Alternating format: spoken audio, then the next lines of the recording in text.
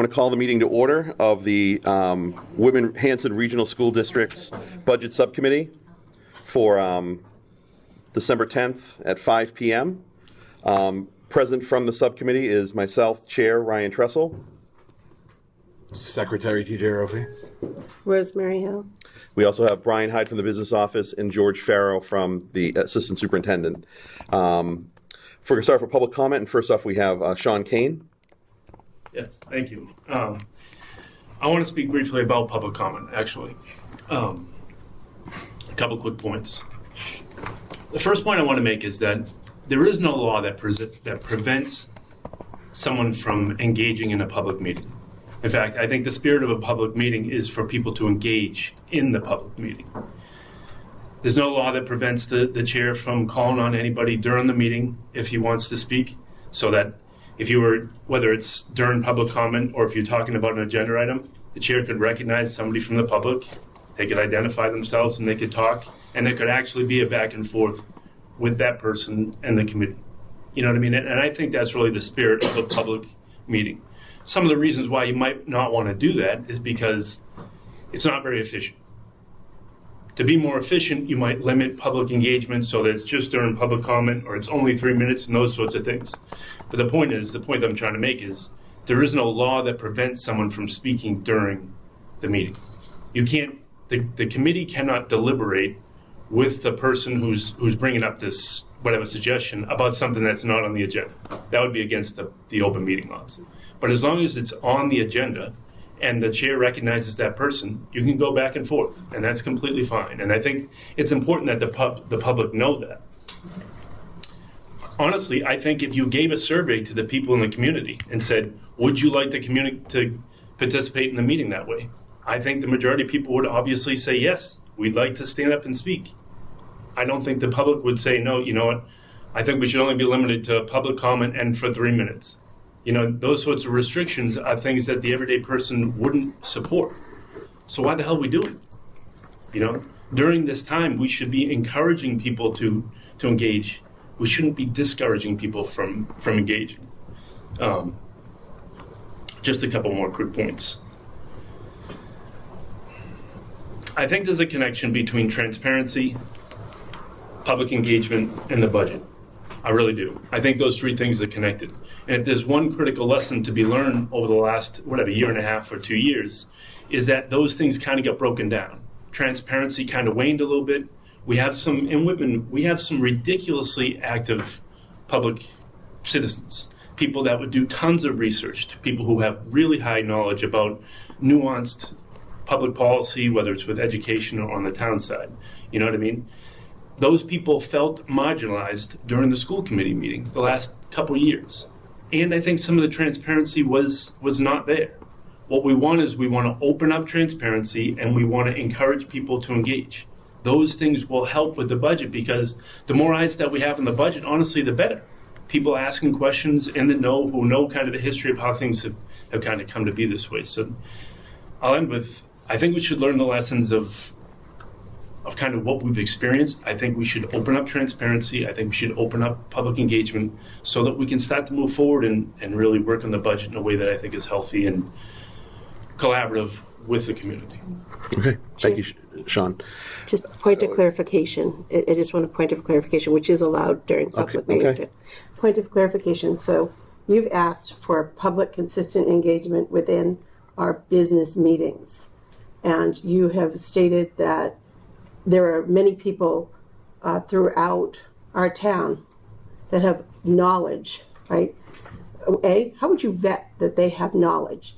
And how would you ensure, because this has happened in the past, that people have presented as have knowledge and given us recommendations that both drove us into the situation we're in now politically through political use of public open meeting, asking us to use our circuit breaker in a less conservative way, and additionally have asked us to do things that ended up being fraudulent, right? And when we went to DESE, we found out they were fraudulent methods of busing and other things. So how would you vet those people as being what you say as qualified for just walking up? Wouldn't those things be better done during emails in which we could actually review if this person or this advice is qualified, because, and not just put it out into the ether as an expert when they may not be. How would you do that? Well, I can respond. Sure, yeah. Honestly, I think that's part of public engagement. Part of public engagement is you're opening yourself up to the citizens who live here, who are, again, if you think this is our meeting, meaning the big O, collective O, then everybody should be able to engage. It's our meeting. If you think it's your meeting, then that's a different kind of mindset that I think is troublesome. And Excuse me. I don't support the this is your meeting, not our meeting. I support the this is our meeting, and that's sometimes the good, the bad, and the ugly. But I'd rather take the good, the bad, and the ugly with public engagement than to limit it and really have people who turn resentful and frustrated and isolated and walk away and that kind of thing. Okay. I would also say I think this is a comment or discussion that probably should happen as well at the full committee for the whole committee, not just the budget subcommittee. So thank you, Sean, for bringing it up. Next we have Don Byers. Thank you, Chair. I wanted to say thank you for posting on tonight's agenda about the scope of the subcommittee and a 5-year plan. I actually went digging back through some files I had sitting around in the closet and found an agenda from September 6, 2023, when I sat on this budget subcommittee, and agenda item was 5-year plan and projected assumptions, budget subcommittee scope document. So it's been a long time coming, so I'm glad to see you all regrouped here.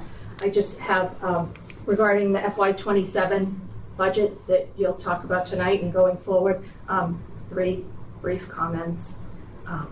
Wrote them down. First,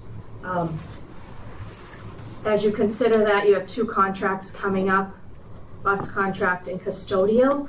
So I actually have a copy too of the current bus contract, and it does indicate that bid went out with a description of services for the town of Abington and Whitman-Hanson Regional School District to seek bids for daily school bus transportation. So I don't believe it was during my tenure of the 6 years really publicly discussed why we're in a joint bid with Abington. And if there are savings for that by economies of scale, fantastic. But I hope that as you move forward in looking at that contract, you'll be able to identify that. And it also said at that time that the negotiations and any questions regarding the bid went back to the town of Abington, and it was the assistant superintendent over there that signed that. I'm sure you can receive this from administration. Yep. It's nothing that you wouldn't have. So my question about that, and also about custodial. As you review that, I hope that there'll be an understanding of, who is actually performing the duties in what buildings and for what period of time, right? What is actually being done for the cost? Because we know that cost has really skyrocketed. And in the beginning, I'm sure the former superintendent, Dr. Gilbert Whitner, thought outsourcing was a savings, and sometimes that is in the beginning. But maybe it isn't as you go along and, contractual obligations increase. I have talked to someone in the city of Brockton, and their experience with their custodians that they pay for in-house are also double as the crossing guards. Now, I'm not looking to lay off crossing guards and hire new ones, but if we need to supplement that, that's something to consider. What are other districts doing? How do they do it, right? So I ask you to think of that as you look at those 2 contracts. I also emailed the committee on November 25th about a line-by-line budget. So I hope that as you move forward, you can begin to identify salaries and expenses really line by line, right? And most importantly, what that funding source is. So we know that other area towns identify the funding sources, the operating budget, a grant, or a revolving account. And that could be preschool too, right? We accept tuition. So how is that being applied? So my third and final point is on FY27 budget, a $1.5 million expenses for charter school. So I ask you to keep that in mind. Charter school is an assessment that we get from DESE. Currently, I looked at the numbers today, there's 84 Whitman-Hanson students going to a charter school. 84 of them, $1,500. We can't bring them back, I'm sure, but in comparison to other towns, Pembroke has 66, Abington 63, Hanover 29, East Bridgewater 10, right? So 10 years ago, the reimbursement received for charter school was $26,000 Now the reimbursement is $300,000, 10 years later, but it's the tuition cost. In 2016, it was $330,000 for tuition for all the kids 10 years ago. It's now $1.5 million. That's an exponential increase that when we hear from our towns and we hear about 2.5%, historically, these are numbers that have grown. And I hope that you'll keep that in mind as you develop the budget. Okay, thank you, Dawn. Okay, thank you, everyone. So first, we're going to start off with a update on where we are right now in FY26. So, Brian, I know you had prepared some documents. I think that they're in the drive, so I can. Today's meeting date is the folder. Yep. I let it So we have Start payroll extrapolation. payroll extrapolation, What do you want budget deficit calculations. No, do you have the folder? It's I have the folder, yeah. Oh, So it's- ABCD? Yeah, yep. Oh, so it's A. ABCD. Do you want to start with A? Yes. Okay. I have hard copies for the committee and guests. If you want to go a little bit Can I bigger, have the hard copy? Just, I read it better on the computer. I might be the oldest statesman in the room, but Yeah. yeah. Thank you, George. Also, if you don't mind, I'm going to dim the lights a little bit because Could it you, does make could you put the minus arrow down there? seeing the screen easier. There you go, there you go. Okay. That's yeah. Sorry. This is something, something you've seen before in a different format. Yes, that was what I was going to ask Yeah, about. so it's the same information you already have. I just, instead of giving you 13, 15 pages of munis numbers, I summarize them to one page. It might be 2 pages. Yeah, it might be 2 pages. Could be 5. Page and a quarter. And it just goes by DESI function code on the left side. There you go. So, again, it's nothing new. It's the same information. It's just, I'm trying to condense it a little easy to read for you. So you can see where the issues are, or where we are to date. Again, here's a budget report that is what we have, and basically all we have, right, our munis reports. You can see our original appropriation and transfer adjustments. There's been no adjustments or transfers to date. So we have our revised budget is the same as the original appropriation here, right? These are the same with columns. Year-to-date actual and things that are encumbered. It tells us what's the available budget. So you drag down, it says you have like 32 million left or something like that. 32 million left in expenses. But our payroll is not encumbered in this district. Some districts encumber payroll, most don't. But I do have a payroll document which will tell you what we still owe in payroll. But today, we have 32 million left, which includes all our payroll through the summer pays next year for us professional licensed staff. That's right. And there's only 4 items that are actually in the negative. And if you go to the B document, it's the same information. In an Excel, it might be easier for you to read if you'd like to. Attaboy, Brian. Yeah. Yeah. And you drag down to the red ones. You just, make it a little smaller, George, will you? I'll do it. Okay. Oh, nice. Let George. Okay. Let George. So this is the exact same information Yeah. in just a different format. What I'm trying to figure out is what's best for the committee and the general public to understand and see where we are in real time, being transparent, right? So I can give them a 15-page document which has the backup of the individual lines of each of these DESI function codes. For example, 2305 is our classroom teachers. That probably has 3 or 4 lines of what school they're in and et cetera. Okay, so the ones that are in red, they're highlighted because they're negative. Okay, so the first one is transportation.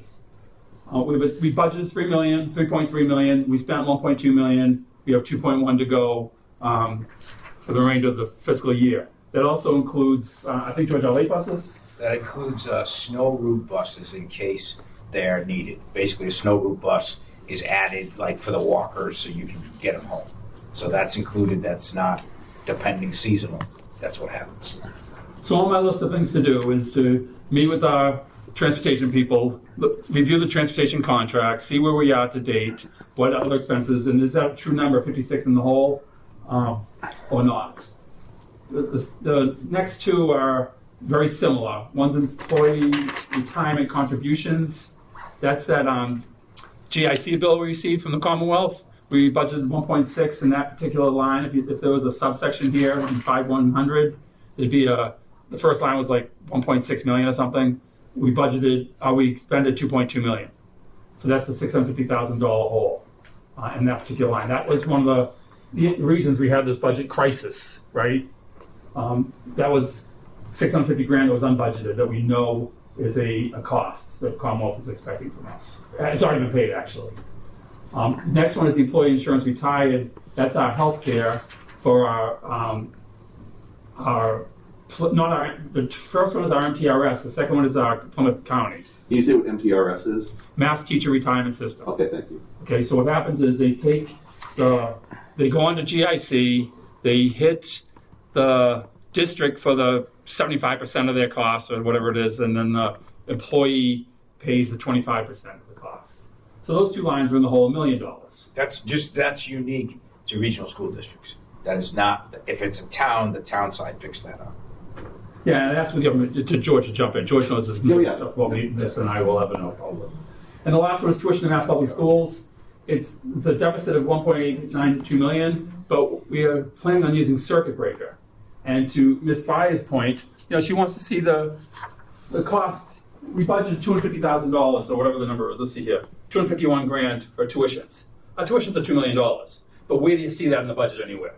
So when we build 27, which we'll talk about in a little while, we have a plan to address all those, where that the towns are expected to, in general fund appropriation, 251,000, and then circuit breaker will be 2 million. Our total cost is 2.2 million.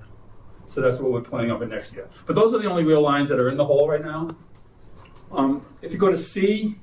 Just one thing. George. If you remember what we talked about, we said that there was both a payroll deficit and there was an expense deficit. Mm-hmm. The biggest things in the expense deficit were that GIC $650,000 and then that which is actually 166, but it was referred to as $200,000 from circuit breaker. If you remember, to close out of 25, we took the circuit breaker as it's coming in, that first payment, applied it to close 25, and then we thought it was going to be 2.4 million.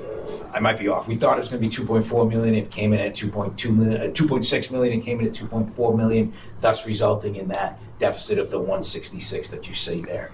You've heard of 200,000. That was just the roundabout version of splitting the quarterly payments. So the goal is that as we extrapolate and we get into 27, is that we would start to then not rely on that circuit breaker to go over the 3 years. If you remember, Mr. Tressel brought up all those examples at the last meeting we had about we use circuit breaker in 3 different sort of years as it's coming in. That is not necessarily best practice. So we're trying to get away from that as we go to 27 so that nest egg can be there, because we do already have some special ed things on the horizon as we look towards next year. So again, this is the same information as the 2 documents, just in different formats. And however the committee would like them, we'll provide them. I actually would like them in the DESI format. The Excel? The Munis? The Munis. No, the Excel. DESI function. Is that the DESI? This is Munis, this is Excel, same information. But I think, Brian, I think what's happened is that we've given out, so you can pull these reports many different ways. One of the ways you can pull it is by location. So for example, it would say undefined, that's the first thing you see, but then it would go high school, Conley, Duval, all of their accounts. Another way you can pull it is called the DESI function, which is the 4-digit numbers that you would see. So 2110, 2310, I think is classroom teachers. You can do it that way too. So I think some people like it by the function. I like the function. Some people like it by the location. You can do it however any way you want it. Any way you want. It's all got the same bottom line. Right. So Brian, just a clarification for the tuition in mass schools. Right now, it's a $1.8 million deficit, right. But that's not what we're expecting the actual deficit to be, because we're going to be using circuit breaker as it comes in. Right. And what we're doing now is we're auditing. I met with the special ed person yesterday and asked her to audit these numbers. Is this encumbrance still the actual encumbrance? Because this is probably 40 kids in different schools. Okay. So what we asked them to do is go back to the POs, see if their tuitions have changed, if students have left, and let's update our encumbrances. And that would give us, again, it's a living document. Yeah. It's just because it says this today doesn't mean it's going to say it Tuesday when they update the POs. It's also, what you also have as a funding source for the tuition to mass schools and the tuition to collaboratives is that you can use the 240 grant, which is the federal special ed grant. That usually comes in somewhere around 1.1 million. And we have a I mean, I've been here a while, so probably 3 years ago maybe, we used to have personnel in that. We've moved personnel out of that because DESE takes, I think it's 13% right off the top for math teachers' retirement, and that's their fee you give them. So we sort of changed. It doesn't even go to math teachers. It just goes to DESE. So we sort of changed that now, and now we fill that with tuitions for out of district students, so that we save. When we moved it, it was $85,000 in retirement fees. So we save that, and that's another tuition at least to a collaborative. Yeah, so if you use any federal grant for salaries, they're going to take 11% right off the top, and the employee still pays the 11%, but the feds take it, and you don't get it. So we try not, many districts try not to use salaries, even though it's easy to fix, just giving right to salaries. They try to break it up through transportation, tuitions, collaboratives, et cetera. Is that the reading specialist over at Conley? That's out of Title I. Yep. But what we used to do is fill mostly high school special ed positions and our out-of-district coordinator from IDEA, which is the 240 grant. Okay. Yeah, so this is going to pull this up if we could. Yeah. This is seeing the plus sign. Yeah. So, not that big. Too big. There you go. This is our payroll extrapolation that we've been sharing with you over the past few months. Okay. This is as of the last payroll in November. Now we had a payroll today, or tomorrow, I think the 10th is, right? So this isn't real time. This is as of the last payroll that went out. But this is so we can see where we are, what was budgeted, or revised budgeting, which is actually the budget. We have made no transfers to date. What's been expended in each of these are all salary lines. What's the amount per pay period, and the end of the year projection. The total is what we need from those particular lines. So you can see, for example, let's go with this one right here, human resources and benefits. The salary lines are total 113, we paid 73, but, I'm sorry, we paid 50, I think, and we have 73 to go. So it's 123. This line's under budget by $10,000.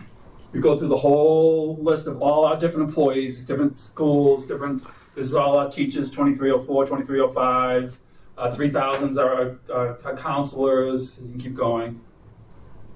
This is like 3 pages.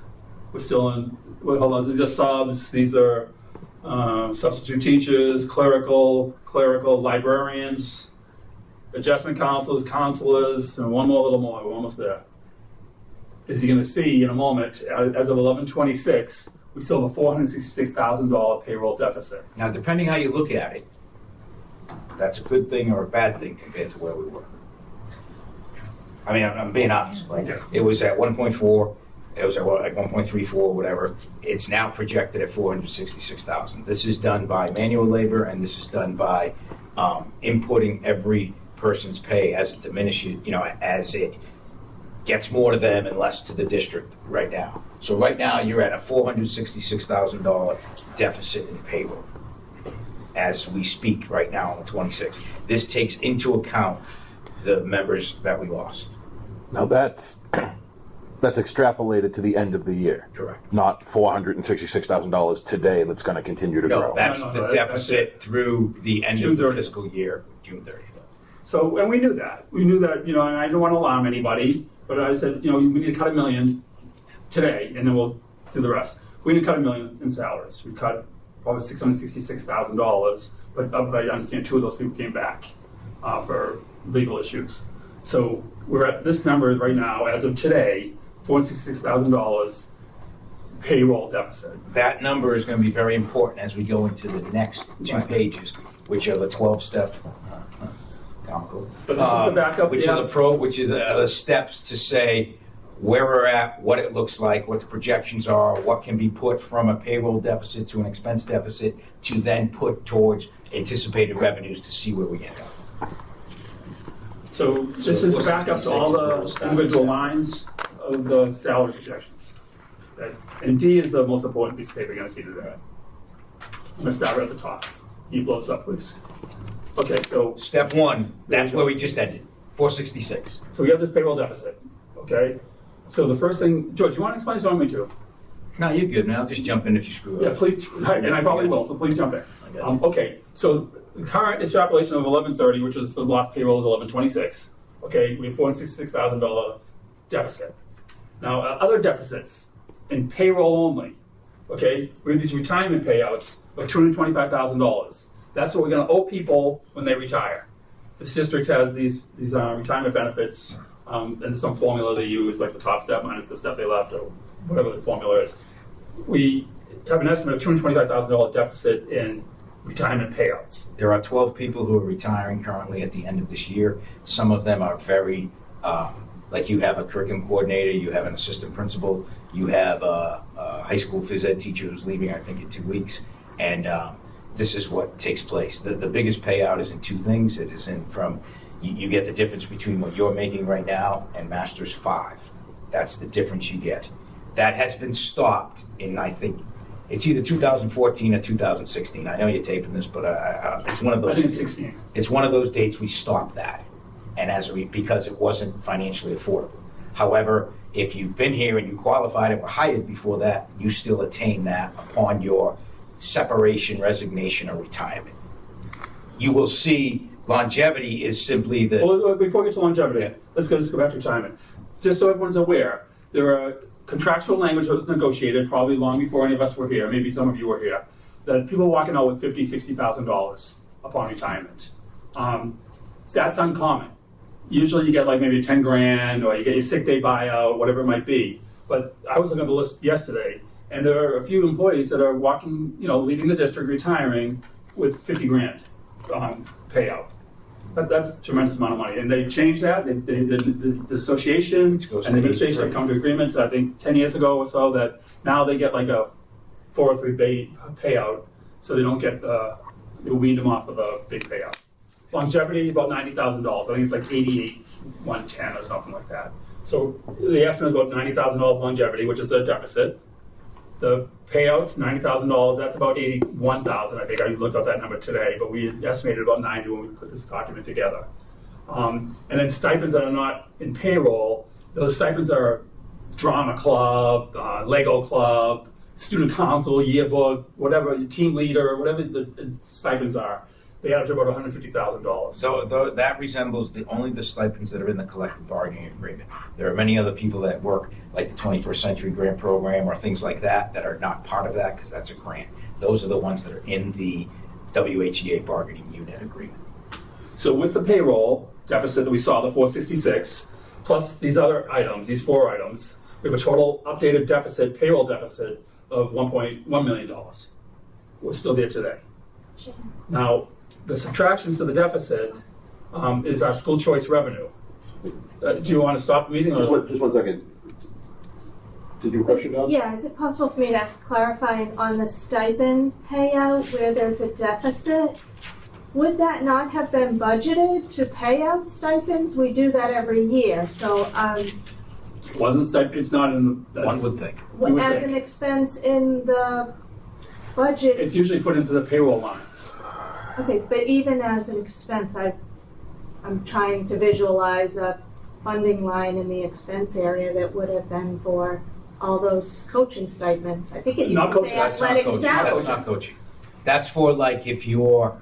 Non-athletics. No, that's if you're like. Heat club? Yeah, something like that. And there is money in there, but there's also overruns that aren't covered in there. I don't know why that's what it is. But what I knew is I got back up, but that's it's Okay. for the chair. If that's what the chair would like just us to would do. have hoped it would have. That's an ongoing, recurring expense. I every don't year. disagree. Okay. So again, we're gonna this year, 27. We're gonna budget for every stipend that's gonna be run, every coach that's gonna run, every position that's gonna run. So we have school choice revenue that came in, 367. That's gonna be subtract. This number is gonna subtract from the $1 million. So that's step 4. So step 1 Step is the four. deficit, step 2 is the other pieces, step 3 is the total, step 4 is now we subtract the school choice. And now step 5, we have all grants that we went through our grants and we looked at all the award letters and what was utilized for salaries. Now, we use grants for expenses and professional development and supplies and travel, whatever it might be. But this is just salaries that have been approved in our current grants. And that totals $720,000.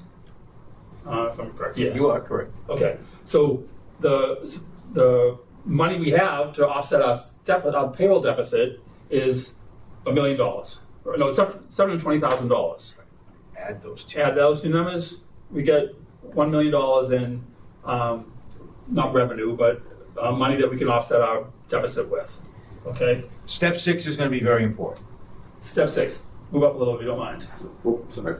Okay, so See that. yeah, step 6 is the So I'll tell you what Yeah, step tell me 6 what that is. is. So what takes place in every grant is that, oh yeah. like, Sean Kane might be the person who's filling that grant for us because he's a science teacher and he's going to work after school or something. Sometimes what happens is, let's say Sean Kane unfortunately has an accident and can't fulfill that job. So some of that payroll that was assigned to him might not take place. So we've estimated that up to 20% of those projections may not happen for a myriad of reasons. It snows 3 days and James Kozak's supposed to work. He doesn't work those hours. That doesn't happen. It stays in the grant. Somebody wrote the grant wrong, and the state said you cannot use that as a payroll piece. That can only be an additional stipend for after school. All these pieces happen. There have been times when people have messed up a deadline, and now it's like the deadline passed. I didn't get the paperwork into Charlene in the payroll office, and I can't pay you because it's closed. So if you look at step 7, we have estimated based on what we... Step 6. Excuse me, step 6, thank you, Brian. We have estimated that about 20% may not get used in the fashion that we lay it out as. And there is a way with DESI where you can have an amendment made. And that would be somewhere around $144,000. And also, some of these grants are 16 months. Yeah. They go through like next September, so it will be the next fiscal year. Yes. Where do you get the 20%? And I'm only asking, what is the? Is it a History. Is there a It's based on history? history. And what it really sort of comes from, too, is that in about 2022, the state changed how they were doing grants. For example, on the Title I grant, there's 4 grants, but Title I, if we just look at it from what we're appropriating, they used to say when you sent it in and your school year started, you could stop paying people. So if TJ, yourself, and Sean were getting paid from that grant, it could start on the first payroll roughly September 6th, let's say. What they changed 3 years ago was that now it can only be after the substantial approval date. The substantial approval date usually comes out about September 20. Even later. Yeah, so we are like 2 paychecks or 3 paychecks into it. So what happens is that there are 16-month grants. So now what we do is we say we keep the piece from last year to start the people this year. So when the substantially date of approval comes in, we can then go to this year's grant and then proceed from there. So roughly, we keep 20% out. Okay, so you're keeping 20% out, and you're assuming you're getting the same amount the next year. That there's not going to be. It's always a Usually ballpark. entitlements, yeah. If you don't get it, we try to fill payroll first if you're looking at Title I, and then cheat from supplies or things you want to do otherwise. So now here, does that 16% roll over into E&D essentially, or It So- would eventually. it would mention? I'm not done. Hold on, I'm still asking my question. Are we using different jobs within that 20%? Now, we're getting an estimate of 20% of what we had formerly paid for. Correct. How we wrote the grant. How we wrote the grant and how we formally put. So you're saying Johnny might be Something happens. something happens, Johnny. Now, are we using them for different positions where Timmy might be more apt to use them? Sometimes that happens, and then you have to do the amendment, and there might be a different price point. For example, it's going to happen right now because I haven't done the amendments yet, but we now have different people filling some of the Title I position roles because some of those people we had cuts. But in the past, it depends, because like you might have a preschool aide who came out of we used to get, I think it's a 262 grant, which was a preschool grant, and we would put like teacher X But then teacher X, it covered her when she was a $64,000 teacher, but the grant was only for $66,000. And then she gets a step lane, gets a master's, and now she makes 74. She would have to come out, and you'd have to find someone else or part of someone else to put in. So it is not exact science. You have to take where they're at the time when you do it. It's a best guess scenario. So, and this is where my question, bringing it around to this question. Yeah. How accurate is that 20% in our current situation, as it seems like a 20% was a former situation? I can say for the $321,000 in Title I, it'd be less than 20% because I had to reallocate who those people are now based on these cuts. So I've used all of that $321,000 for that. Okay. We didn't start the year with that though because there might have been different people who we had designated getting paid by Title I. Okay, thank So you. that is a best educated guess based on what happens day to day. And to Rosemary's point, we could put this at 0. You know what I mean? Yeah, and I'm just sort of- We want to make sure that we're not in the hole. So I think that 20 is a safe number. It Okay. could be 25. It could be 15. I will It's tell you best what case happened scenario, last 0. year was we didn't get a grant in on time because the person that was supposed to do the grant, who's no longer with us, didn't file the right paperwork by the date. So there was then an issue with that grant. Yeah, you never like to give money back to the state. If we don't use the grant money, it goes back to whoever it came from, right? Correct. The state takes it back. That's why it's important to stay on top of your grants. Correct. Or you never And got we it. are. They're all. You know, Or you never got it in the Oh, you first never place. called it. Yeah, you have to apply for the money. It's So like reimbursement. correct. You have to apply for the money. Well, there's two different kinds, but Yeah. you get to draw down once a month on the grant. So you have to now. It's very different than it used to be. We used to have it in this thing called Grantium, which was archaic. Now it's in this software program called GEMS. It's easier, but now you have to have a munis report to match the money you're going to draw down from. In the old days, you could say, I want $60,000. And then in the end, when you file the FR1, which is the final report, you could then say, this is the $60,000 backup for that. Now we can't do that, so it's tighter. In making it tighter, which is more transparent and clearer, it minimizes the mistakes you can make, but it also penalizes you if you're not as on top of it as you should be. Thank you. and George, maybe it'd be helpful just to explain how the grant process works. Like the Title I, the feds will come out, or DESE will come out and say, you get $321,000 this year. Yeah. Then you have to apply for it. And you fill out how are you going to use the money? Some are appropriation grants that you're eligible for if you do the work. Some are competitive grants that you then have to apply for in a challenging way, and they select you. We have a combination of both. The ones that are appropriation grants, if for lack of a better word, entitlement grants, are your ESSA, E-S-S-A, not to be confused with the old ESSA, and that's Title I, Title II, Title III, Title IV. That is also encompassed with special ed, which is your 240 grant, and your 262 grant, which is your preschool corollary to that.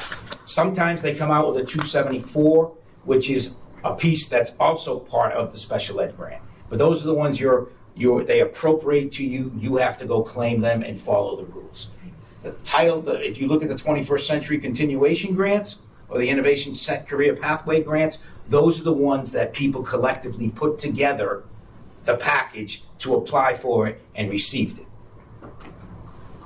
Those are the main two types of grants. We also have Melissa Valgrick, who got a grant from the Cultural Council. That's not part of what DESE says, but it's a separate sort of private grant.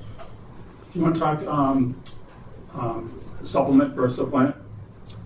Some are. So supplement means in extra of.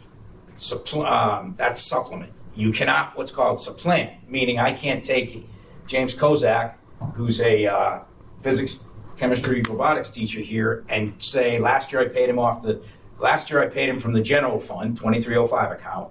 This year I'm paying him off of a Title I grant. You can't do that. I could get a second James Kozak, as it were. There's only one. Yeah, and then that would Thank count. That would count and be supplemental as opposed to supplanting. And that would be a risk. And I think we talked Yeah. years ago about Title I and our concerns, Sure.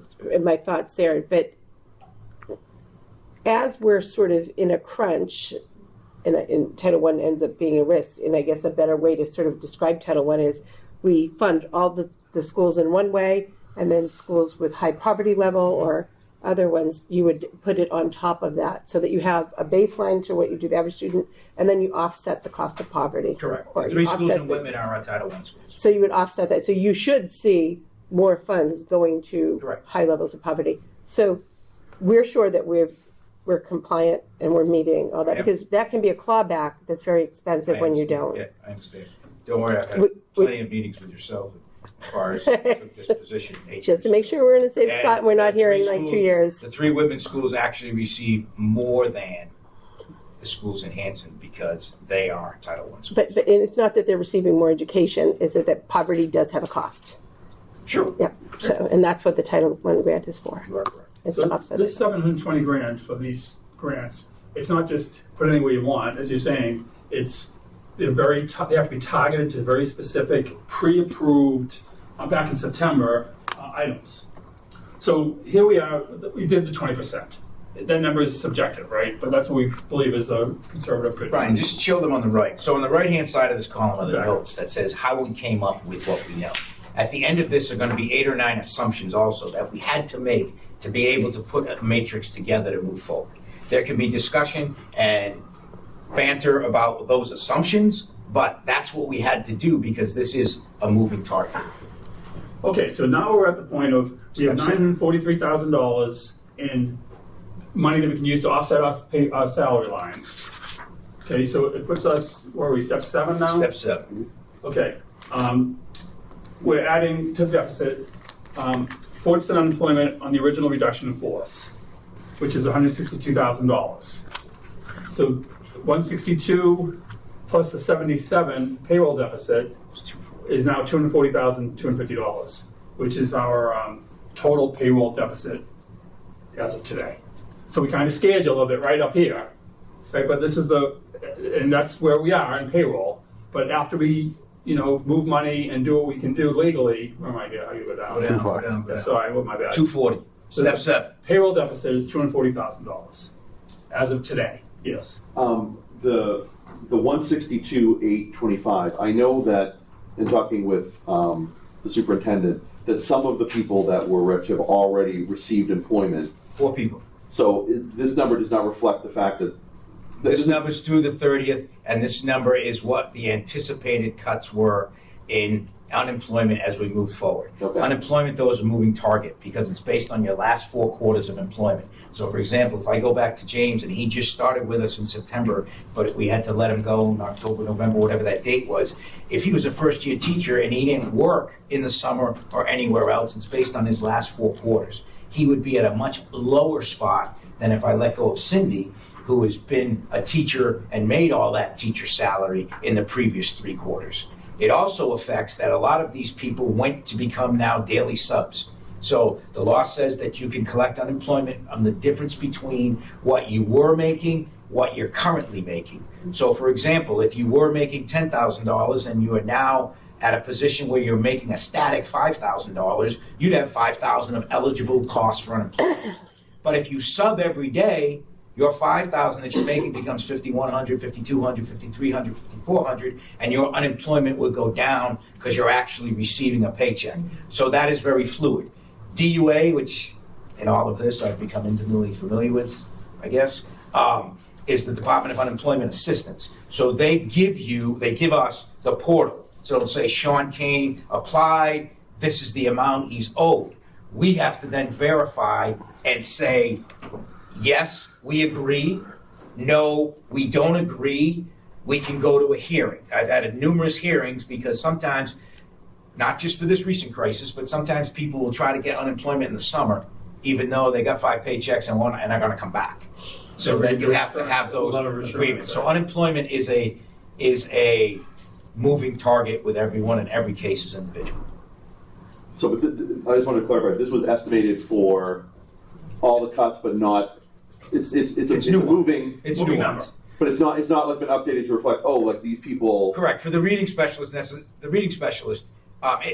updated to a point because we go November through 26th. we go through Michelle Lindbergh, who receives the DUA pieces that lay out everybody, and then we try to update it. But it's not a Tuesday at 9:00. We receive Right. the update. This gets adjusted. But you have a person who left us. We had an amount that we said this would be the 40% that that person's owed should they not get a position. We had to account for it. They got a position in Hanover.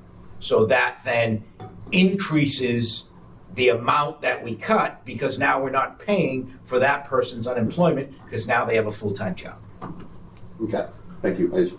So will this number come down? The goal is yes. Yes, yeah. And I also Has it come down? No. It won't go up either, It will go up. because that's the worst case scenario.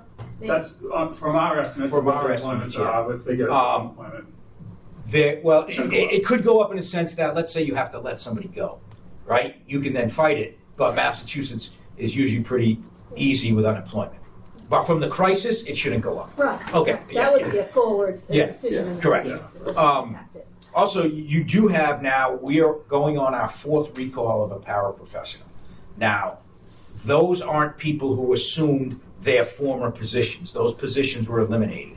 Those are positions, paraprofessionals sometimes are very transient. Like, I mean, for whatever reason, they might become a teacher and they fill in. So we are on our 4th person. So there are some people who we let go who are now back working with us. That's because there's another position that is now open because the person who had that position left.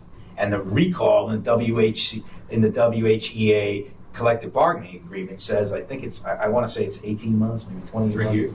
3 years, 36 months. You have to have the ability to call them back. Should they not take the position, that's fine. You can then either go to the next person on the list or go out and what the hell you call it? Post it. Advertise, yeah, post it and go from there. But so far, we had 6 paraprofessionals and I think 3 duty aides. So far, 3 paraprofessionals and a duty aide have been recalled because there's openings in another place that we're going through the list. So it's not like we didn't cut that person. We did from the position they were in, but another position opened and we put them in. So we'll continue if that's okay? Yep. Okay, so we're step 7, we have a $240,000 payroll deficit. Total done. Now onto the expense side. Okay. We know our unemployment. Let me see what we got here. Yep. We budgeted 50,000 through November 66. We extrapolated that out to 266. We're short 216 grand in unemployment. Retirement system payouts, 650. We talked about that earlier. That was the GIC bill. Circuit breaker. We borrowed the 567 or whatever that number was. 565 from circuit breaker. So we budgeted $2 million from circuit breaker. We have a balance of 35,000. We needed the 1.8 million for the remainder of the year if those POs are accurate, which they were when they went in. But we're going to update them throughout the course of the year. So again, it's fluid, which is artsy. We like science, right? Because we're numbers people. So we have a circuit breaker deficit of 164. Special ed state assessments. These are money that the state charges us and reduces that Chapter 70. They actually charge us, but it comes in a reduced Chapter 70 monthly payments. 80 bucks. 78,000 for school choice state assessments. We're going to be deficit. We budgeted 290, Charlie 371, deficit of 78. And then charter school assessments, we have a deficit of 85. So we have an expense deficit of 1.1 million. We add that to the salary payroll deficit. We have a current deficit of $1.4 million in the district. Both payroll and expenses. Yeah, everything put together. So now we have a plan to bring this down to 0. We're going to get to this number, but don't peek. Actually, that is the number we're going to get to. E&D. Now, it hasn't been certified. We don't have it yet. We can't even use it yet. But that's why it's in bright yellow. We're hoping that E&D will be certified in February, and the next morning we appropriate 600,000 of E&D into. No, we would have to go through the chair. You would have to set a meeting. You would have to put it on the agenda, and only the school committee can appropriate. Right. And this is from 24. This is 2 years ago E&D. This 25, we haven't resubmitted our balance sheet yet, and we're looking like we were in a deficit anyway, so we're not going to be any E&D left over, I don't believe, in 25. But again, the balance sheet hasn't been submitted to DOR, it hasn't been certified, but we're suggesting that if and when the E&D gets certified, that afternoon or that morning or that next day, you have a committee meeting and you send that over to offset the deficit. Question. Chuck, that's the question, yes. That's not the full EMD. That's just a portion that you're you're estimating more than that for E&D when it's certified, correct? I have not seen the balance sheet of 24 yet, but this is coming from what we expect to use from E&D. I don't know the exact number of what's available, if there's more than that. I assume it's more because we're forwarding 600. Okay, so, But we'll look, that's a good question. well, yeah, and I think it's tricky if you have not seen the exact balance sheet to put any amount in, right? Because Oh, we no, don't the have. 600 from 24, but I don't know the exact. Okay, but can you have a rough idea if you knew something was in there? Is it much more than 6? I think this is why it's all in yellow, because the Department of Revenue has taken So I guess what I'm saying. penalties because we can't even, we're not supposed to even extrapolate on what that might be. Okay. Only they can. Okay, We know so- that was previous. Okay. That was the Yeah, previous. where's the district having piece. E&D in after the 24 fiscal year? I mean, I can look it up, but I haven't. I Okay. assume someone, if you were. Somebody must have, if you have that number there, because you would have to know more than it was more than that. Okay, Chapter 70 state aid. As we talked about, we budgeted 25.9. We received 10.9 million to date. The state says we're going to be receiving 26,188,146. Let's keep our fingers crossed, and that's what we end up getting. And if so, we have $258,000 in additional Chapter 70. That goes back to the July 5th Governor Healy's added one from 75 per student to 150 per student. So you divide this number by 75, it should be equal to the number of students we have in the school. That's what you all spoke about. at the last Yeah, our last meeting Yeah. on Wednesday, we talked about there's a procedure that we would have to take to. One of three. Yep, there's three different ways. We Right, like and one of them. It would have to, if there were an E&D appropriation, there would have to be the same Right. process. So the goal was to hopefully only do it once. Yeah. So then we have charter school reimbursement, like our charter school assessment. We pay 85, but we're receiving 235. Received 125 to date. We're expecting 299. So we should have a $64,000 revenue surplus in our charter school reimbursement. And our interest revenue is $310,000. The interest revenues from the ban, The ban. the $30 million, but it's really $22 million because we had to pay 8 right away. That was the first piece of the Whitman Middle School borrowing. On a ban, you gain interest, and that's perfectly acceptable to use it in your general fund. That's where the majority of that interest comes from. And we'll talk assumptions in a moment. But so now we look at all our payroll deficit, our expense deficit, revenue sources, and we're looking at right now projecting a $201,000 deficit, which we think we can piece together, again, cobble it together to cover this number. Step 11 is things we don't know yet, but they're revenue sources that we don't know yet. Right. So Medicaid reimbursement, we budgeted 175. The first quarter was 54,000. So we get 54,000 for 4 quarters, but this changes quarterly. It's not a static number with 54, 54, 54 like a circuit breaker or a Chapter 70. This changes based on the reimbursement we put together from our employees who provide services, and then it goes through the special ed department. I think Lisa Forbes is responsible for bringing this to. Quickly, Medicaid is the special ed services that we perform in school Medical. that we can then offset through Medicaid. And speech counts, OT counts, PT counts, some type of counseling sometimes counts. And so those are the pieces. But it's sort of dependent on the population that you have in front of you, and that can change. So we know we have 54 grand, and we know we're gonna get more money. We just don't know what it's gonna be. So that's unknown. Regional transportation. This number is not. We're not gonna see this money until June, because it goes off our FY25 end of the year report, which has not been submitted yet. And we talked to DESI and DOR. They know all about that. So we budgeted 1.239. When the end of the year report is submitted, that money, what usually happens is they will give everyone like 50% of it in December, and then by the end of the year, they'll have all the numbers worked out. We won't get ours in December because we do not submit the end of the year report on October 1st. We'll see it in June. Yes. There was an 85% reimbursement, right, for this year? Yeah, I went to look that up today. It was 85%. Was it 85%? It was 85. So that is, I remember it being high because I remember the projected was high and then it was projected at 80 and then it came in at 85. So that ends up being more overall, depending on if we had as many students busing too, than we had last year for percentages. So I don't know if that's helpful or not, but it was 85. Should be. Yeah, I'm not sure the percentage, and again, the percentage changes annually, but I don't know if this number was what you received last year. I don't know where the former business manager got that number, when you budgeted it. I assume it was a rollover from the year before, but that's what's been budgeted in our budget. Homeless transportation, we budgeted 25, we received nothing to date. That'll also come off at the end of the year report when we submit. We'll see that money in June. And then miscellaneous revenue, we have nothing budgeted, but we did receive $4,000. That could have been overpayments or products that were returned, or I don't know what the $4,000. So the Yeah, it was question. 82 last year and 85 this year. The question at hand is. Was last that, year 85 Like we this talked about with the payment, with the payroll, this would be at the end of the year, you have that.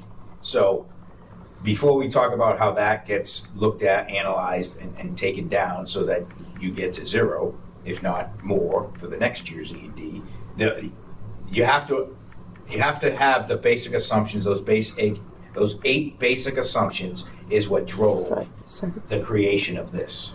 Now, those assumptions are. But before we get to the assumptions, I just want to stay in 11 for a second. Okay. The regional transportation, we budgeted 1.239. Oh, what's that mean to you? Okay.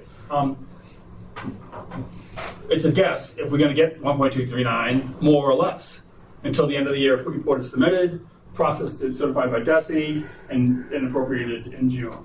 So we're hoping that it doesn't come in less than that, because we budgeted 1.239 in our full general fund appropriation. All right, any questions on your steps? All right, let's go up to the assumptions.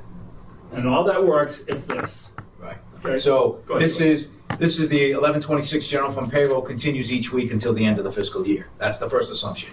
Athletic salaries are paid from the athletic revolving account moving forward from today. We know that we had some hits to athletics, and we made some of those changes. All right, let's stop there for a second. Athletics. The district does not fund athletics. They fund a portion of athletics, but it's not fully funded. Bob Rogers, our athletic director, he used what has been appropriated for his fall coaches, his fall sports, transportation, officials, field hockey, ball sticks, whatever. The rest of this year, he's pretty much on his own. He's like, I think he's at a concert, or he's getting gate seats in the basketball games, or I don't know how he's going to get his money, but he needs to raise money to pay his winter and spring coaches. That's a stressor for me, because I know how popular athletics are in most communities. But at the end of the day, the assumption is that moving forward, all the salary is going to be paid out of his athletic revolving. You have a question, TJ? Nope. No, okay. Go ahead, George. Oh, I have a question on that, because there is a funding line in the budget that the school committee approved last year, and from my years on the committee, it does say athletic salaries, and it was always explained to me that that was for the coaches' stipends, which I referenced earlier in this meeting, and that all the revolving funds and user fees that were paid for athletics, the athletic director used that to pay for the buses for away games, to pay for referees, to pay for the fees involved to be part of the MIAA. That was what user fees paid for, and that the budget line item was to pay for the coaches' stipends for all 3 seasons.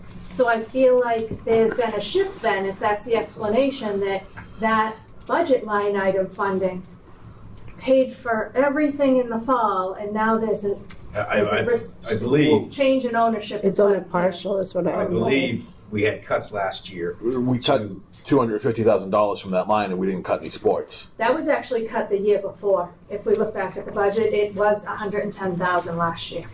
Right. That big cut happened 2 years ago. I thought it was increased and then it was cut, and then it was increased again. Is that correct? Am I remembering that correctly? You're right. It was $390. It was cut down by $250 to $110. I believe in the August of '24, that realization came to be that there was that line was cut based on the actuals. It was cut based on the actuals because there were no coaches the coaches for the summer or spring hadn't been paid. So it was cut then. As a result, what Dawn was saying for years that took place did no longer take place. So then the additional cuts to athletics happen. So that's why it's going to come out of the revolving account. Right now, there's sports moving forward.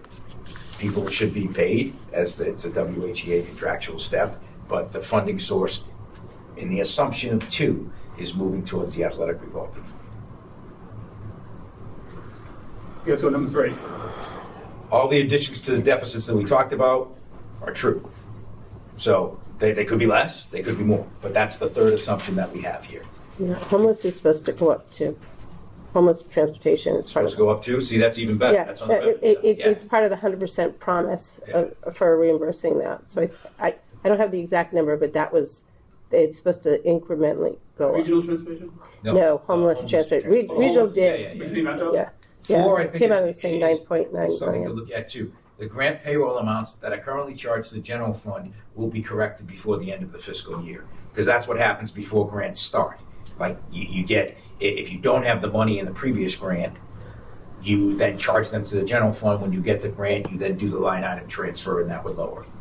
20% of the grants will remain unspent at the end. That's what we talked about, the $144,000. All other expense budget line overspends and underspends are net zero. That is also very, very key, because what you're saying is that I guess we had a freeze. We still currently have a freeze. It is not like there's not a thought process, as we told one principal today. Think of it as your outdoor freezer in the garage. You got like venison on top and like the carrots in the low corner that are all freezer burnt. That's where we're at with them touching that money. That's not going to happen. So when you think of number 6, and remember that, E&D is unknown at this time. The Mass DOR sets the E&D amount. This is a placeholder amount only, and it's not an estimate or a guarantee. I'm saying that because we don't have the right to do that. Only the Department of Revenue can, and they've said publicly to schools who have made an assumption on their own what they think it is. It's what they say it is. And 8, the other potential unknown revenue source final amounts exactly meet the budget. The goal is to exceed it. You already brought up, Rosemary, that it might be more on homeless, and it hopefully could be funded more on regional. Yeah, that's depending on, Right. are we going to receive more? I can't guarantee it because I Right. don't have those numbers, but the actual percentage rate goes up. The key is, how do you end the year at a 201? Because that's still a deficit. Now, refer back to 6. We are hoping, and look at it daily. I look at this daily. Like, I don't sleep. I was here at about 5:15 this morning, and we have the ability. We are making gains in our frozen expense lines, and as a result of that, the goal is that let's have all this flesh out, see what happens in real time. But the goal is that 201 will be nullified by the freeze, and that is the goal. We are projected now, but listen, everybody's taping, everybody's out there. I'm not saying gospel, I'm not that smart. The goal is that we will have in more than the 201 that we're looking at now if this were the end of the year, thus nullifying having another serious situation that we have. That's the goal. That's what it's tracking as. So this is taken in account. Remember, we have a whole other wave of negotiation, and then we have the presumptions that could cover that built into this, correct? For the For the- BC&D of the negotiations, Yes. that is what Okay. I have been told. I can't figure that out. Like, I'm not that smart, but that's what we're going with right now. That what is hopefully going to what Unit A got, if that trickles, will stay, and it's Yeah, we don't want to lose anyone else. That's all. Correct. So, No, correct. it's giving accurate information Correct. when everybody's making those decisions. right. And the number is very one important. question has been like, is Because there I don't think phase anybody 2? wants that. Are we closing a school? I believe that was said so that people could see the seriousness of the situation when there was a potential stall in that first meeting. The goal is not for that to happen. The goal right here is that we will handle this with what's already been done, sadly, and then we will adjust as we move forward with all the scrutiny and all the work that this group, these people, everybody has been doing from that. Okay. Enrollment as of October 1. Enrollment increase. I have to check my email. I do, I don't I want. think it did increase. Yeah, I think it did increase. I don't know the number. I don't know the number. It has been certified. It's been Jesse certified it. I have it in an email. I don't have it right off the top of my head. I think it was an increase, not a decrease, which would be some good news. Very good news. Very good news, Sean. Either Very 41 or good. 71. I could be wrong, but I think that might be. Bring us the good news. Come on. Yeah. Getting old. It's not coming back as fast. So that's basically, well. That's what we got. Thank you. That's Yes. what we have. Thank you. If we were to, Brian wants to talk about 26 or whatever, it's up to Yeah. you folks. Sure, but you. Are you gonna keep are we doing something else on here? I don't know, we're gonna talk about, I think we're gonna move to the FY27 process. I don't know if there's anything. Well, I'll shut it for now. Yeah, that's fine, Yeah, okay. Yep. If we need to pull it back up, we can. Okay, so that was the update on FY26. And so the next thing is talking about the FY27 budget and where we are. At our last meeting, Brian provided us with a budget calendar for FY27. And so, so Brian, where are we at that? What step are we at that on that calendar? Okay, we've created a template to use as a budget document that we can share with the community. It has not only our general fund budget, but we added all the alternate funding sources on the same document. So we'll be able to see, I think it was, I don't know, it was you, TJ, looking at the total cost of the expense of the district. Yeah. So this budget document that we're creating will include all general fund, all alternate funding sources, such as the titles and the ESSA, the 240 and the athletic revolving, whatever it is. So we're going to budget the entire cost of running the district and then subtract what we have known alternate funding sources, which will give us the general fund request. We got the payroll loaded today. Now the people loaded today. Now what we're doing next is auditing and updating their salaries, longevity, extra days, etc. And that'll be a tab which will be public, and everyone can see exactly what every line, the backup for salaries. The expense piece, where I think 27 is, we're building 27. 28 goal is to have budget books for each budget manager, each department, each principal will have a book that will be linked to each particular line in their budget. So if the Indian head general supplies is $6,000, then they'll click on that link and that'll go to the backup of what the $6,000 is made up of. I think in this district, which is very common, people just tend to roll over. They add 3%, or they add 1%, or they level fund. Usually we don't. We just leave it as is. Or it's level funded, right. The goal is now to find out from the people that are buying these items, what exactly are they buying, so everyone can see where the money's going. We are behind schedule, obviously, and we probably won't catch up for this year, but we're going to have it done. And as soon as I get the budget, the salaries in there, we'll start looking at expenses. OSD came out, the Operations Services Division. They said special ed tuition is going up 12.5% next year, which is a real kick in the teeth. They went up 14.6% or something 2 years ago. So that's a stressor for everybody when our out-of-district tuitions are going up 12.5%. And we can't do anything about it. It's set by the state. But they get to do that, so. Energy, we don't have a true facilities director. George plays that role, but we're looking at our utilities, and we seem to be on budget for this fiscal year. But God only knows I know gas is coming down, but I think electricity is going up. I do believe, or vice versa. I do believe this is our last year. We had locked in a rate with Eversource.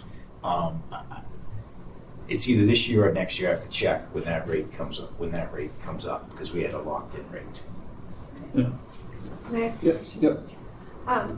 Do we pay electricity, like do we pay as like a Hanson entity or a Whitman entity? And I just ask that because Hanson is locked into a lower rate than what National Grid typically gives to their customers through our energy committee. Yep. And we're locked in, I think it's, TJ, I don't know if you know what this, it's like 3 to 5 years or something. So like National Grid is our supplier, but whatever the National Grid rate normally is, we're like 30 or 40 cents below that. We had, because I believe this is what it is, because we're our own municipality, we have our own locked-in rate.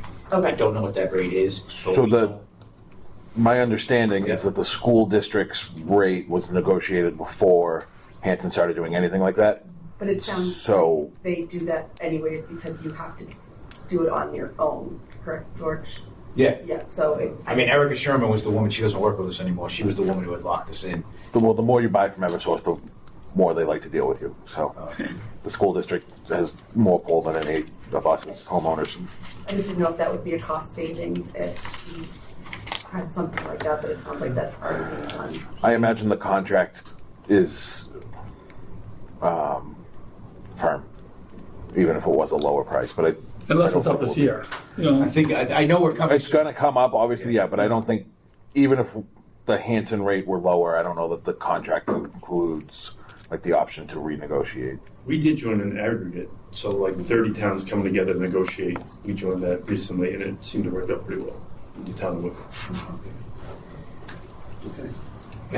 If I could, just for Yep. a second. Sure. Just to answer Sean's question about population.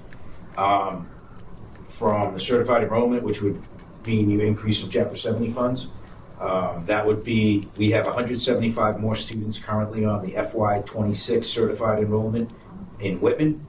We have 75 more in Hanson, for a total of 250 more students that are counted for your October 1st certified enrollment. over 25? 250. Yeah, over 25. So it's 2,067 for Whitman. Last year's 1,892. This year for Hanson is 1,339. Last year was 1,264. So this was sent to people I recognize some of the names: Deb O'Brien, Marilyn We Carter. need it for debt to see how we're going to distribute debt. Yeah. So, Yeah, and if anybody's not on it, wants to, but that's what was certified. Can you send that to me? Sure. That's 250 more kids. Sounds like it. Yeah. I mean, yeah, I don't add that well, but I'm pretty sure. 2,067 minus 1,892. I got 175. I did Catholic school math. With an abacus. Yeah. So I just want to make to, a correction quickly because the goal of the McKinney Minto is to have 100%, but apparently they had in like I think the next 4 years, but they had a increase too fast last year, so it will be a decrease. So it's part of, I was going by that goal. so Don't expect that to go up. Okay. TJ, yeah. just to look back at the kind of the goals. I understand that we're not necessarily hitting all of the goals in the dates that we put on that draft calendar exactly. Have the capital proposals been returned to the business office? Whatever capital proposals we have for next year? All we have is TAR. It got sent to Hanson, Okay. and then it's in the hands of Whitman. The only interaction we've had with Hanson so far is to fill it out on their page, and we did.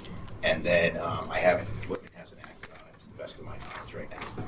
But all we're doing for capital is TAR, if it's applicable. Okay. All the operating budget requests were supposed to return to the central administration last week. Do we have those back for FY27? I'm sorry, what was that? Deadline for operating budget Oh, requests to be yeah. returned. No, because we're not even giving the principals and directors an opportunity to increase their budgets. I think we talked about level funding, supplies and expenses.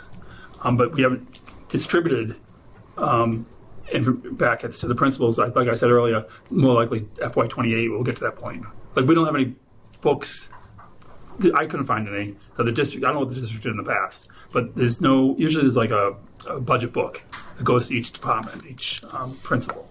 So you don't anticipate actually getting anything back because you're not going to give them the opportunity to do anything. Well, I think at the end of the day, the superintendent will bring his team together and discuss needs for FY27.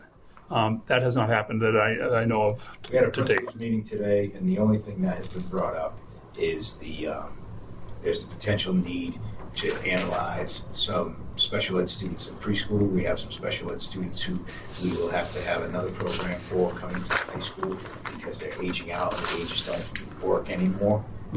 But there is no, at this point in time, I have not heard, but there will not be any additions to a budget from a supply standpoint, from a personnel standpoint. We have to make sure we watch. At this point, we have to make sure we watch if there's special ed increases due to what's needed, then we have to put that within the concept of the total general budget. Just quickly, thank you. Can we get a classroom count with the extra 250? Make sure that we're, just to see where we're at. If we have an additional 250 children with the same Class size. budget, I want the class Yeah, I know sizes. that. I know that. For example, there's going to be that I know. I'd like an updated version of that to see what we're providing and make sure that Current class size? current class sizes and where they are, and make sure that. And I'm asking not just average out per teacher, Yeah, right. but we don't want elementary schools too large. We don't want we want to be efficient in how we handle things and we're able to screen. Yep. I think class size is pretty good. I think all of those. I mean, I'd like to see them. Have to Yeah, take good place enough. based Thank on you. the anticipated monies that we have. So basically, we're educating 250 more students with Currently, less teachers and the same amount of money. that would sound about right. Okay, thank you. Is there So- anything else, TJ or Rosemary, on FY27? So is the budget that the administration is preparing based off where we stand currently, personnel-wise? Personnel-wise, I think what the goal here is, ideally, we'd like to get a budget book to the principal back in November. Principals go through the school councils, through the department heads, through the teachers. This is what we need. Bring it here. I think that that may be a futile process this fiscal year, only because I know that OSD has come up with 12.5%. We have the two contracts, transportation and custodial, which I cannot imagine they're going to be less than they were last year. And then, COLAs for staff. That's I think we're going to be looking at cuts next year. I don't think we're going to be adding staff. Okay. I think Ms. Byers had, not that I'm introducing a concept. We need to look at with some of those services. Can we in-house them at a better rate so that we don't lose cuts? I mean, when have we last looked at what it would cost to bring it back janitors or to do those things? When have we looked at some of those contracts that I'd like to sort of go back in, because some of them are pretty expensive. And I did a custodial analysis for the Duxbury Public Schools last year, and also for the Uxbridge Public Schools. And in both cases, it was substantially decreased costs outsourcing. Now, when you outsource your custodial, it's a lot less expensive, but you tend to lose the services. The English language, there's no relationship with the kids. Use the day porters could be in house. We could do a combo where maybe the day custodians, the day porters, are the guy that cleans, or the gal that cleans the lunchroom and knows all the kids, and then outsource the cleaning at night. Yeah, but I think that happens now. I mean, I do think that if that's something you want to. but I think Don had mentioned something that we're ignoring. Is there something that we can add to a custodian's duty, so I think South Shore Tech has their custodians as their drivers. You know what I mean? And that's how they really keep The selectmen actually hired the crossing guards. Yeah, and I that's kind of why I use the South Shore Tech, but I guess thinking out of the box really with some of this. Sure. It might be something, because I think we've just said we have 250 extra kids. Yeah. And that has a cost. We can't continue to lose staff. We can't student-facing positions. So these ideas of cuts, I mean, The big nut with the bringing the custodians back is healthcare. That's what kills you, and then Okay. and you're not paying 16, 17 an hour, you're paying 24, 25 an hour. Is there somebody that has a job that can be merged with a custodian is also getting health care, essentially, and say, hey, do you want this? I mean, just a thought. It's out of the box thinking, I get it, but other districts are doing it. And I guess I don't just automatically assume that, we've done this, we should roll it forward. That's the ask. Anything. It might end up being a bit of cost, correct? I mean, no doubt, But Anything else on FY27 from the committee? Sean? The Women's Select Board has a meeting scheduled for the 15th, Yep. this Monday at 7 o'clock. It'd be great to have a representative there, if anybody wants to come. I've Mary Beth asked me to attend, Excellent. so I'll be there. And I don't know. I'll talk to the administration to see if anyone is available for that time to come as You well. should be sending out a packet Yeah. tonight, so. Okay. is it Monday I can go, but I mean, I'm not, I It's assume Monday, I that think it's Monday night at 7. I think it's a joint meeting of the select board and the FinCom. right? FinCom, yeah. So Mary Beth sent me an invitation at the end of the week last week. So I told her I'd be there. On the other, so if there's nothing else for FY27 right now, at our last meeting, Rosemary, you had asked to look at the scope of the subcommittee. Yes. Is that something you want to discuss now, or do you want to have that document? I want the document to So it's in, review. it's in the. I have it in the folder. Yeah, and I also reached out to David Forth, so I got the Okay. original scope too as well, to see. One of the things, I would make a comment on it, since you've invited it, I would say that it is very, pretty much centered around the business manager. And a lot of the decisions aren't being made by the committee. I would like to Thank you, Sean. possibly broaden that scope and relook at it, maybe steal some things from it, but Yeah, and I think there was reimagine it. color coded because it looked like there might be like some, Yeah, flexibility there. or like people weren't agreeing on all the colors. Well, Ms. Byers was part of that. I don't know. I just saw red, yellow, and white. Usually yeah. that's And if you'd like, Chair, if you'd invite her to speak on it, I think might be able to do some. Well, I mean, we can certainly, I mean, if she's prepared to do that now, if there's something, Well, it's just a or question of- if you want to take, we can take time, we can do it at our next budget subcommittee if there are questions about it, if you want, I know you. I think it's I think essential. Sean- It's not wrong. Yeah. yeah, right. That's I saw that. I go, I'm not gonna take up your time. I think this current committee can come up with a scope on your own Okay. together. All right. Okay, you think that wasn't, it It was an exercise that was started Okay. and then. never finished? Okay, Okay. thank you. Yep. I think that's Thank you. fine. So we also have, you asked for the 5-year plan, Rosemary, is that another thing that? Yeah, the 5-year plan, Okay. yes. So- I think we should all talk together about that. Okay, you want to do that, what, I guess this was more to do with the scope of the subcommittee, but No. I didn't catch myself in time. okay, We've had offers from people in the community with finance expertise above and beyond what I have. Is that I'm uncomfortable with just letting anybody, and I'm gonna go back to what I said originally. We've had people from the community that came in as experts and or presented them as experts and brought in fraudulent things.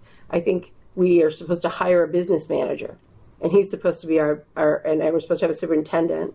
They're supposed to be our experts, and if we allow we allow a lot of political elements, and that draws us away from our goal, which is making sure that these kids have the education that's competitive out in the world.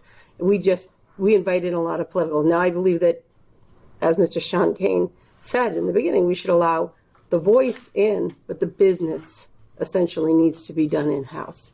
The actual business does. We should always listen to the voices, because there's going to be an idea that we don't have, but inviting somebody from the outside completely to do the business, I think is highly inappropriate, and I think is risky politically. well? I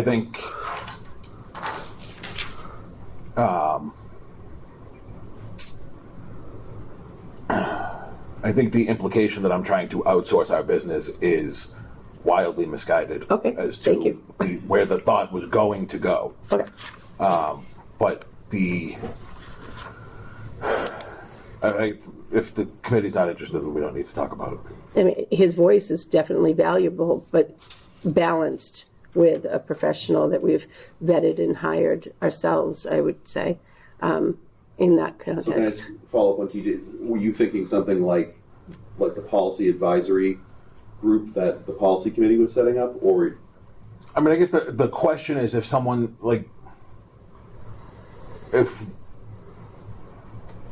someone Warren Buffett lived in town, is what you're saying. Like if there was someone that was an expert in their field. if Warren Buffett lived in town, I'd just ask him to cut a check. That would be nice, wouldn't it? We do have people in living town. Yeah. I mean,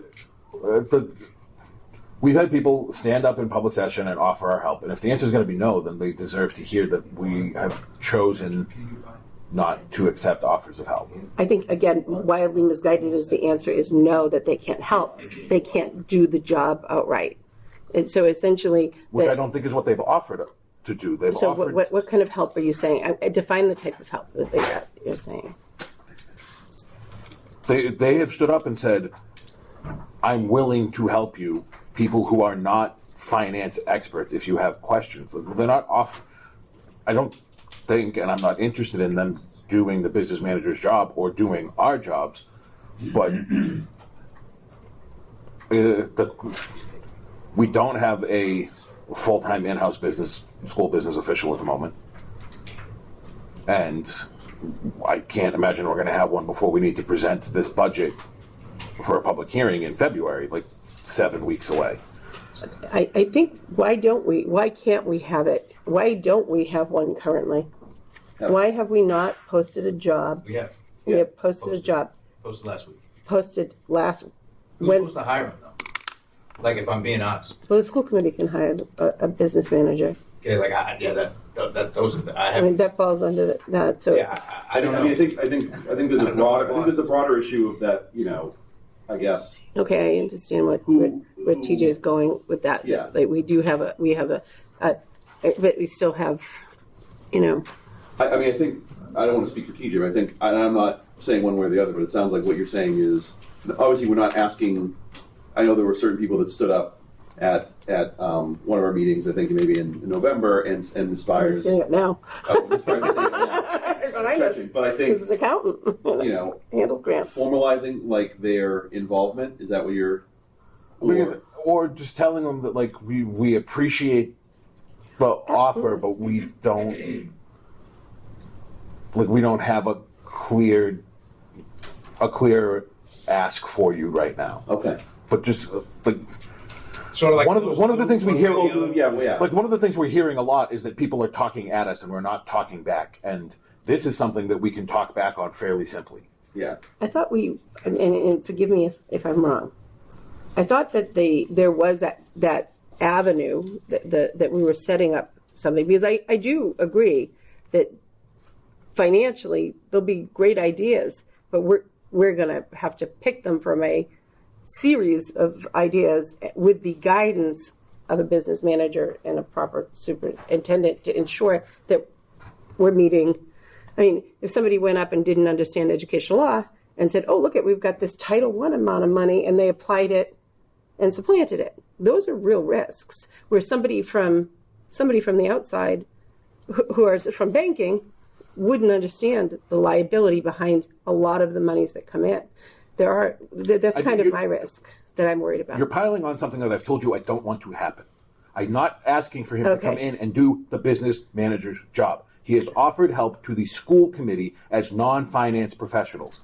Are we interested in it, or do we want to tell him thanks, but we don't know how to use you?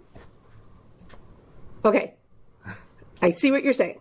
Now, I was answering that question. If you have he is a business man. He's a business professional He's a finance professional in a different venue, whereas this is a finance professional that there are laws around our finances that he might not know that may be within the realm of just business finance. It would cause risk, is what I'm saying. I don't want that risk. That's all. I mean, Ms. Byers could probably speak a little bit to some of the grants that she has to file and You were saying something? Oh, if I could, please. Oh, yeah. Yes. So you're looking for kind of info, tips, and tricks. Hey, look, in my business, here are some things that we did. Right? You're trying to get some sort of a dialogue, just opinions and different things. Hey, look, I've seen this professionally. Right? That's what you're looking for. Okay, right? that makes But, sense. I like. It's like I don't know what I don't know. I'm not. But I'm not a superintendent. I'm not a school business official. I'm not an accountant. I'm an electrician. Yeah. So yeah, and I think you voiced concern about the role there. But here's what I would just add: is there precedent in the towns? Do the towns do something like this? Do they seek community opinion or feedback to say, hey, there's business professionals. We have a DPW question, whatever. Do they do something like that already? That they've established precedent for that? we have a capital improvement committee and a finance committee that are supposed to do those things.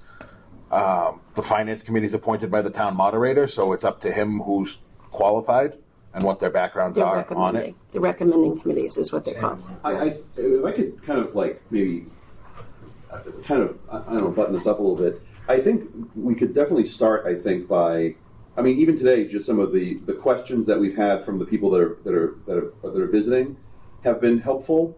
So I think that, we could start, and I think in some of those instances we've, I think, informally invited those people, and Ms. Byers being one of them has come to these meetings and she's asked questions and done things.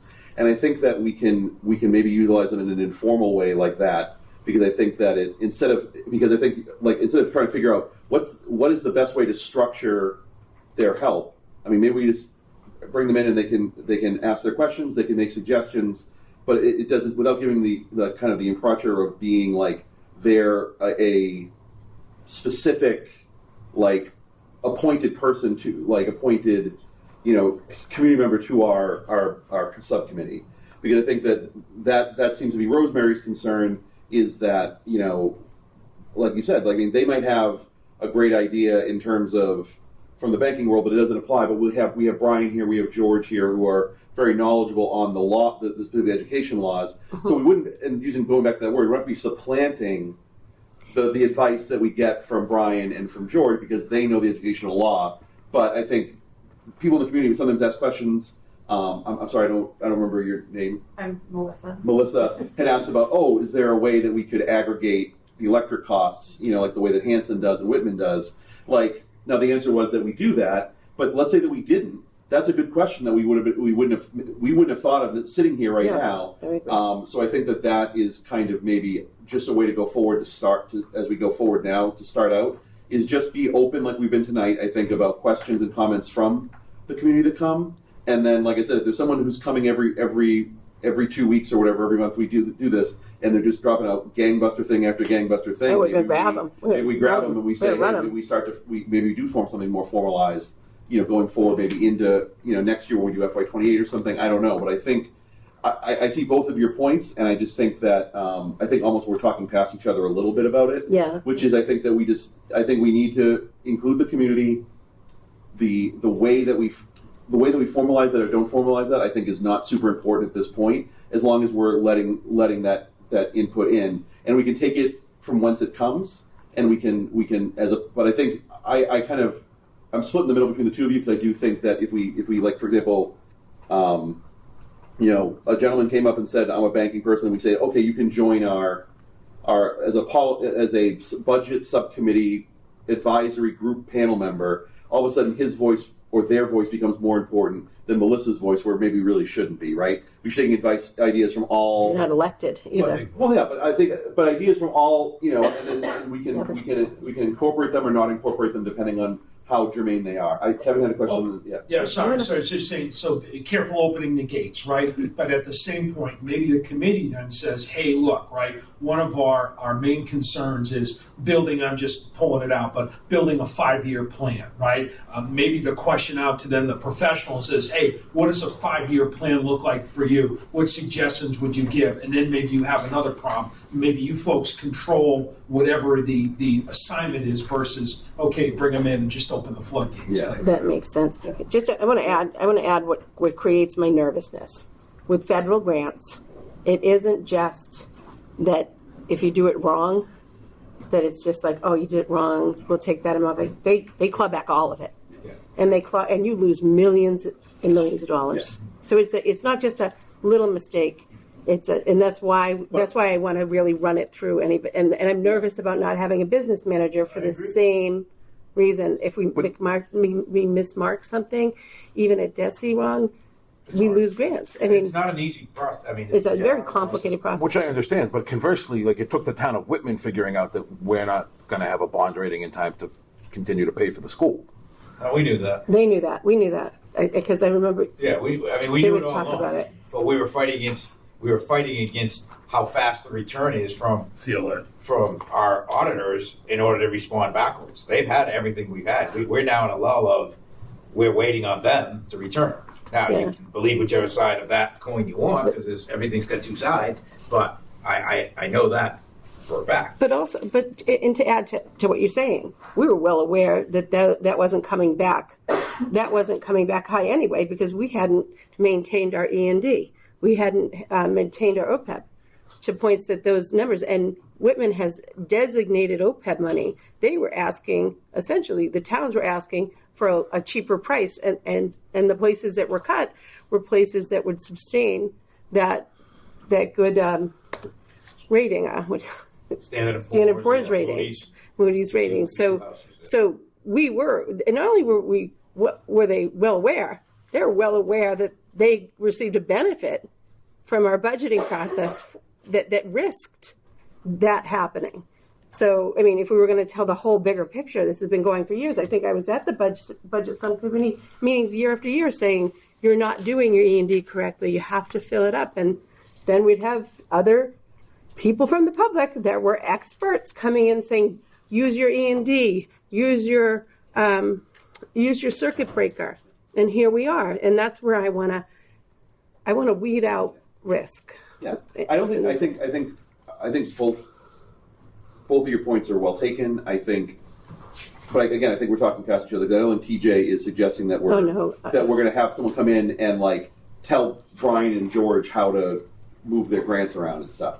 So I think that what we do is we table this for now, and we just continue to allow people from the public to contribute in the meeting as we do, and then we can, Melissa, just quickly. Yeah, I was just gonna say, and maybe you guys already said this, but I feel like you said, we're kind of talking around each other, but maybe a response, TJ, it sounds like you're looking for, not closure, but like a way to respond to constituents who have reached out and want to be a part. It's that hour, not the hour.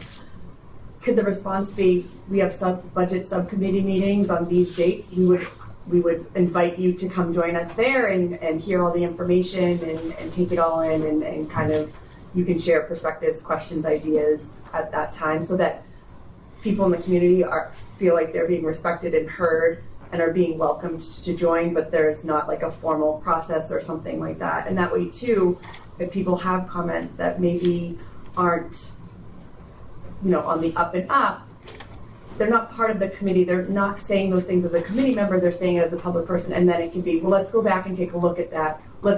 We can answer that question at the next meeting because now we have time to look into that, and it's not a subcommittee talking about it right then and there, but there could be some thought and some information digging, some research done so that everybody is part of the process, but nothing is going out there that is not accurate. Yeah. Does that make sense? And maybe you just said that. I just feel like. Yeah. I think there are ways that we could probably, like I said, and I think some of the individuals I think that have reached out, I said the same thing, basically being like, we'd welcome you to come to the budget subcommittee meetings because I think, we want to hear other voices, but we also want to make sure that we're not giving a stamp of approval to a voice that we don't know, that doesn't understand educational law the same way that George and Brian do. Or have a benefit. Okay. Yeah. So all right. So let's table that for right now, and then we'll we can look at that again at a later date. Speaking of a later date, I think we need to talk about our next meeting. Brian, Sir. when do you think makes sense for a January meeting? We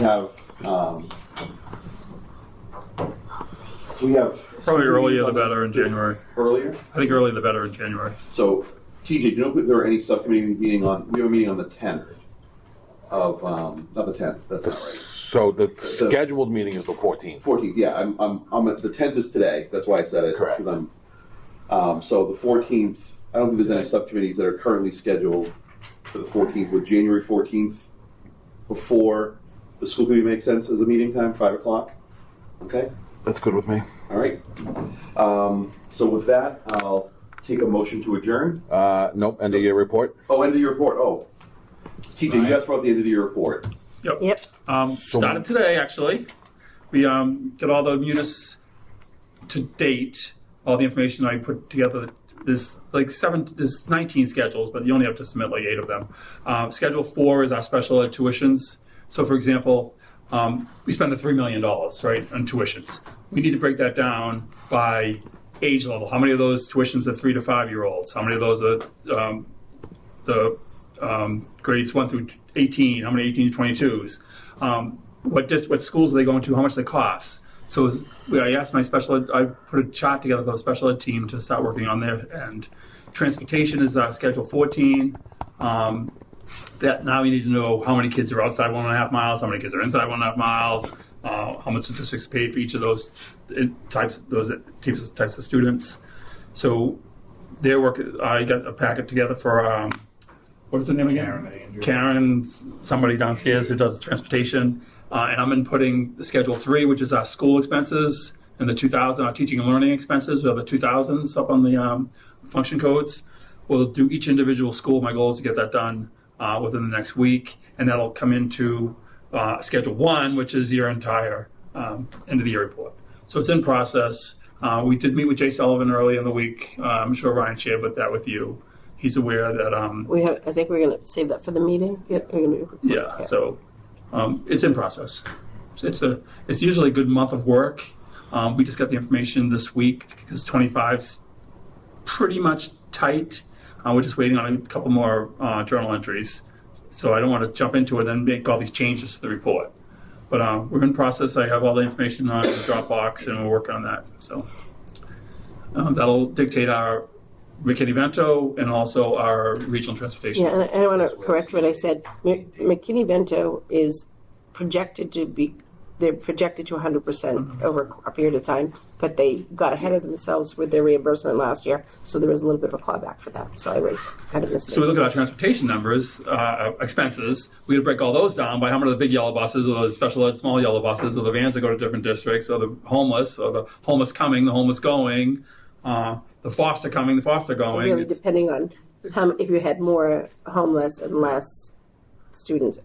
So I was thinking really, like TJ's idea of, not idea, but suggestion that we invite the public in to help, right? I'm all for that. I'm all for people helping, working with us. But they wouldn't, I don't know anybody unless that could do the GEMS grant reporting, get into the unemployment hearings, do the balance sheet, the end of the year reporting, healthcare audits, bid specs. Those are all jobs that we do in the business office. And you really can't sub those things out. I don't know how they would help us. I'd love support, but I was always taught you can't fire a volunteer. But I'm still not asking for help in the business office. Oh, But what would this gentleman do? He's the CFO of Rockland Trust in his day job, but he offered to Help. work with the subcommittee or the committee to Brilliant. answer questions. I mean, that's great, and that's to have to have somebody look at what's the average cost to educate a child. I mean, he in his spare time put together a PowerPoint presentation and put it online of questions about the budget and things raised the question of where does the $2 million offset from special circuit breaker live that we talked about last month that's not in the general fund everywhere.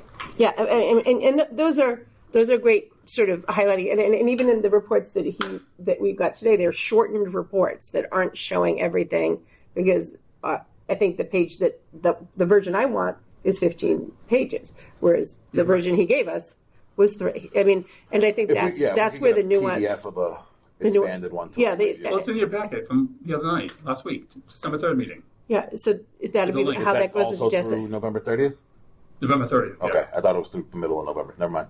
Yeah, and in that, the numbers don't end up, they don't end up any different at the end of the day once we get the aid in and, everything in. You can find some of that, I found what we had by just saying, okay, what happened after. You can look what happened after the budget, after we voted our budget in. Did aid come in afterwards? We could have gotten that 200, that differential on the cherry sheet to that. There are ways to get that outside of just that one document. And if he was a business manager, he would be able to sort of calculate, which I believe you were able to do up in the office, the 259. You were able, once you said, oh yeah, that came in afterwards. It's not even available to us right now. There was a document that because of the financial sort of situation across the state right now, they gave They sent to us in June. Yeah, and they sent it to you because just in case you need this, but this would regularly go in for your E&D at the end of the year, right? So that was what that circumstance was. But regularly that would be E&D. But I guess what I'm saying is there are ways for people to do that if they understood school finance, and that's where the difference is. Now, I'd love somebody to look at, hey, what does an average child actually cost? Because and with the understanding, hey, our goal is to make every child in Whitman-Hanson competitive with everybody else. That's what the aggregate funding is about. That's our goal. So what is the actual cost to do that? And are we meeting it? And how do we trend out to that and meet up with, what the towns can? That he would be spectacular at. Looking at moving forward, and then maybe a conversation with the towns on, hey, do you have to build or adapt to new populations, or do something to create an environment where families want to live there, so that we aren't stuck in hold harmless. And hold harmless that's a long, complicated financial thing, but that's kind of part of our problem. Okay. All right. I think that conversation can be to be continued. Now, are we all set with the year-end of the year reports question, TJ? That covers that. So, If there's anybody on the recording that's not aware, tomorrow, December 11th, is the deadline to apply for the open Hanson seat for the school committee, and the public meeting of the select board and the school committee Hanson representatives will be Tuesday night, the 16th at 6:30 in Hanson Town Hall, if anyone's interested in that interview and vote. yeah, that's Excuse them out, yeah. please. We have 3 applicants who have Where do we submitted go? so far. Where's the district bank? What banks do we use? The main bank is Rockland. Where everything dumps in first and then goes out, the main bank is Rockland. Rockland Trust. So we have a conflict of interest. Okay. So, can I have a motion to Should be adjourn? about this. So moved. Okay. Second. All right. Thank you very much, everybody. We do have to vote it. I know that. Oh, yeah, we voted then? I'm sorry, yeah. Rosemary, are we what are we gonna all in vote? favor of adjourning? Okay, thank you.